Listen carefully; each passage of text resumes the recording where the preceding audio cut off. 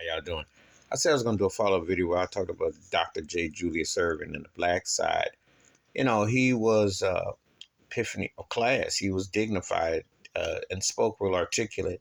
Um, I was watching Rob Parker and Chris Broussard talking about how his articulate ways was a little too advanced for what they wanted on TV, and they said that he didn't really, fit in with the director because he wasn't cooning and shuffling, and he wasn't going to say anything that wasn't dignified. He held himself in a particular manner.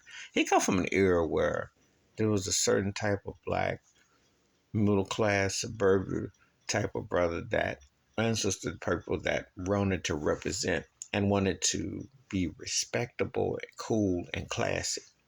And Kareem Abdul-Jabbar was like that. That era is long gone.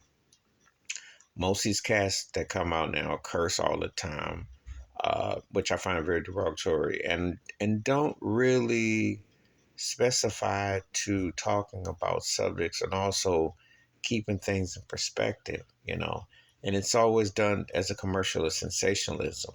Now, Dr. J was a product pitchman, and he did the movie The Fish That Saved Pittsburgh, and etc.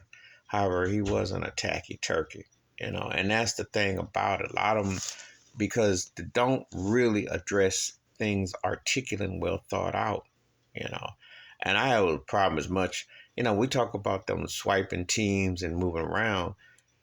I'm mixed with that because on one hand, it's player movement. I mean, the NBA is another plantation, so if they want you gone, they want you gone, and they do that. However, cats just teaming up, especially at a certain age and time, just to be doing it, it's a bit blurry and it's a bit much. It's one thing if you do it when you're free agent, it's another when you request and demand trades. But it just seems like just going here to go there and doing this, it just seems like you're a hired hand as opposed to having any loyalty. I know there's no loyalty in it, but it's the concept that if once upon a time you feel like, hey, that guy should retire and that jersey will be there. It's just a matter, or unless you're getting some ownership like Michael Jordan was with Washington, I understand it to an extent.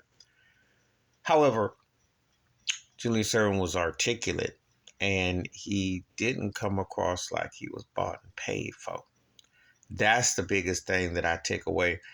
I'm really hard pressed to think of too many NBA players today that I just don't feel like they just shuffling on that NBA plantation because it's just hard and rare to see them speak their mind and to be articulate and well posed together, and don't have to use a lot of swear words and do all this to appear to what I don't know. But he was a very dignified brother, and give that man his flowers. One of the greatest players ever, game changer too from NBA to NBA too.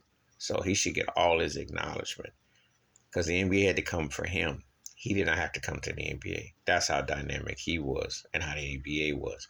Please like, subscribe, welcome thoughts, comments, and I do respond. Thank you. Wash your hands, keep your mind clear, watch out for another. Share the review if you like, and I'm out. Peace.